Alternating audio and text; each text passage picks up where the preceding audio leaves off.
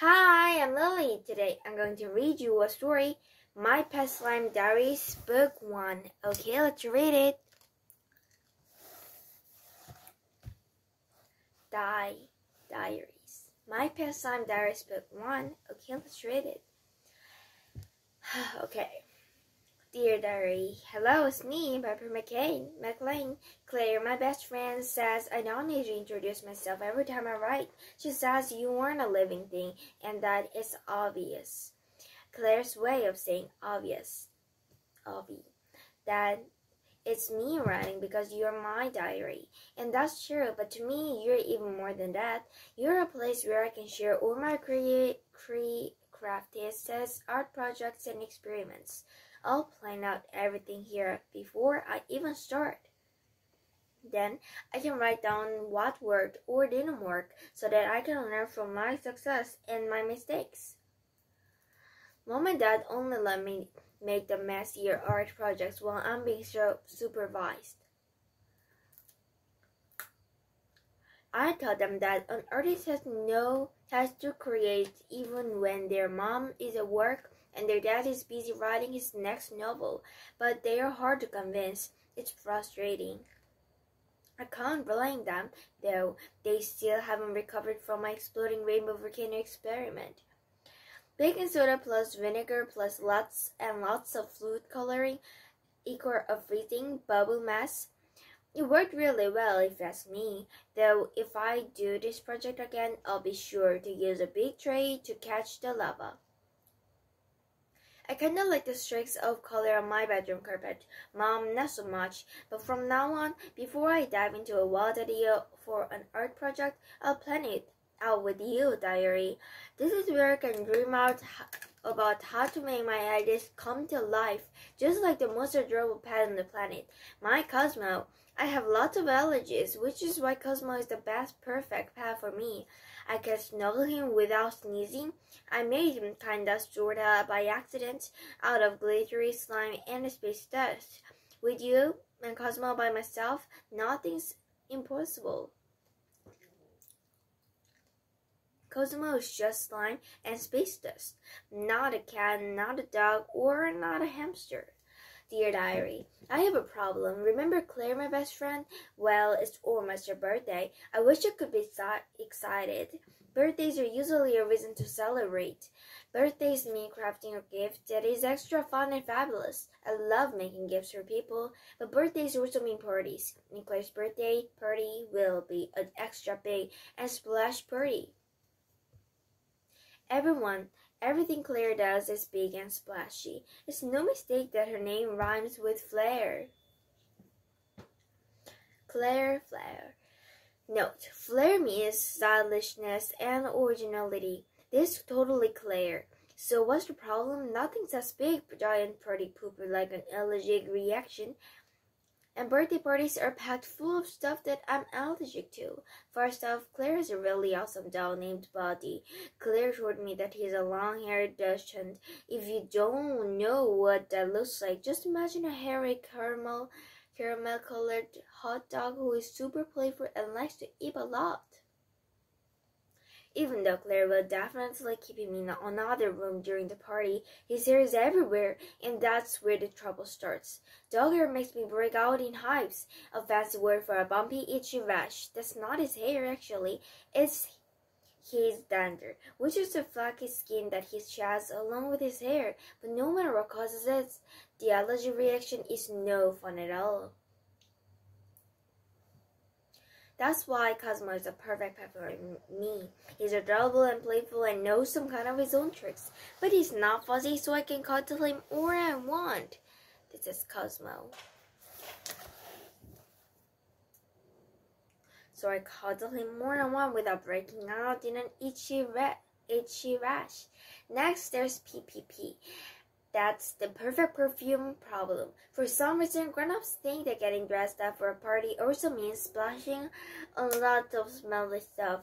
Even some scented lotions and soaps bother me. My Aunt Hilda didn't know that I had a fragrance sensitivity. That's the big phrase the doctor uses. And the second she walked into our house, my nose stopped up and my eyes got as red as Mars. Lastly, parties mean lots of things to it, like cake, which big surprise I'm allergic to. Well, I'm not specifically allergic to cake. I'm allergic to gluten and dairy, which are key ingredients in most birthday cakes. Gluten makes my tummy feel super yucky, but my dairy allergy is a little scarier than that. If I eat something with dairy in it, my lips puff and I have trouble breathing. I have to take special medicine. The medicine is in my EpiPen, which I always have with me right away, and I might have to go to the hospital. Of course, I'm old enough to know what I can and can't eat, but it's embarrassing when other kids notice that I'm different. I'm so sorry you can't have any cake, Piper. Piper, you crackers for you are on the smallest plates. Don't eat those cookies, everyone. Those are Piper's special cookies. Everyone means well, but it makes me uncomfortable. And because of that, I really don't like going to birthday parties, not even Claire's. Dear Diary, every time I fall asleep, I have a nightmare about birthday parties. My tossing and turning must be keeping Cosmo awake too. He's right where he usually sleeps, or colored on my pillow, but his eyes are open, and wears his pale green. Cosmo changes color depending on how he feels. Light and green usually means he's worried for Cosmo, or my worrying is making him worried too. Green, worried. Yellow, excited. Pink, scared. And purple, feel great. We have a flashlight and something to write about, but we need to be super quiet so we don't wake Mom and Dad. It's time to brainstorm a plan to get out of this party. Brainstorming really means listening ideas for solving problems. It's a funny word. Whenever I hear that, I think of a brain with a big glittery cloud above it and lightning bolts shooting out in every direction, kind of like this. Or it reminds me of this joke. What's a zombie's favorite weather? Rainstorms. Get it? Anyway, the first step is to make a list of ideas. First, fake being sick. Cosmo's already great. Mom and Dad will take one look at him and they know that something is wrong. And Mom ordered some special hyper-magic makeup last year when I dressed up as a turtle. With a little of that, I could be green too. It would be perfect. 2. Do another birthday on the same day. My grandma's daddy, who is an actor now, is currently on a super top secret mission in outer space. She should be coming back to Earth around the same time as Claire's party. If Cosmo and I plan a welcome home party for her on the same day, we couldn't possibly go to Claire's party. 3. Be honest and tell Claire that I don't want to go to her party. Honesty is always the best policy, and I wouldn't want Claire to lie to me if something was bothering her. But how can I tell my best friend that I'm scared to go to her birthday cake? Cosmo and I have an important choice to make. Dear Diary, all of this worrying has Cosmo and me needing a break. So today we escaped. My mom just sorted through some old clothes and emptied out this giant container called a wardrobe box. It's full, and you were supposed to hang clothes in it. She said I could have it if I wanted to create something with it. Today seemed like a perfect day to do that. With a little glow and a whole lot of glitter, our submarine was ready.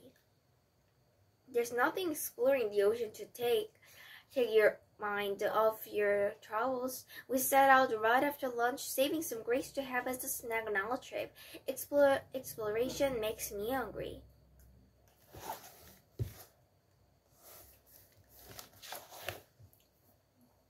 Once we were in deep underwater, we used to terrorize the excited submarine.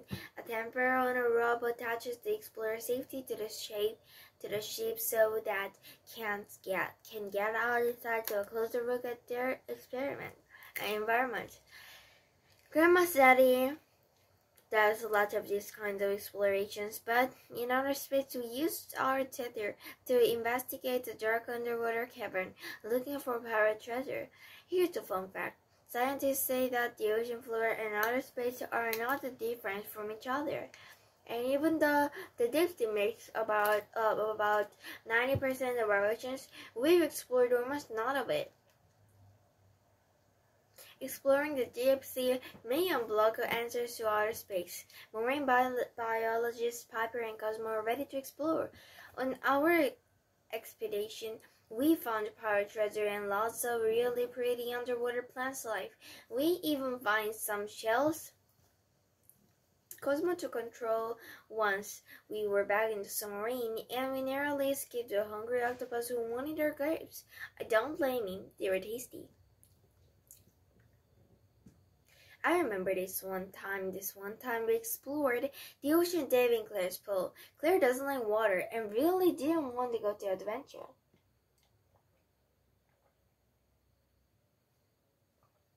But because I wanted to check out the coral reef we'd make at the bottom of the pool, she went along with it. She even wore a scuba mask and put her head completely under the water. That was so big for Claire, and I know she was a little uncomfortable, because my nan made sure she was safe the entire time. That's what friends do. Friends keep friends safe. While we were talking about our adventure with Claire in the pool, Cosmo gave me one of those looks like he's waiting for me to have a light bulb moment, meaning I suddenly figure out something, which I did. I'm sure that if I'm honest with Claire, she'll do her best to make sure I'm safe at the party, just like Cosmo and I did our best to make sure that Claire was safe in the pool, and to remember myself how much Claire trusted us during our reef exploration. I'll get my craft on. I have the perfect seashell and beads to make a seaworthy necklace to wear to Claire's party. After all, parties are perfect opportunities to show off new accessories. The best part of making a stitched necklace is that each shell is unique. The hardest part is making a hole in the shell, but it turns out that lots of shells already have a hole in that, and they're just begging to be made into necklaces.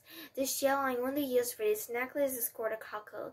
Cosmo helped me pick out a perfectly pink shell. We found it on the beach last summer, and it already had the perfect hole in it. Here. Oh, yes.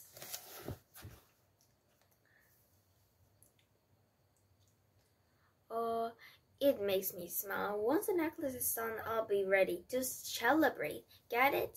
Piper's seashell necklace.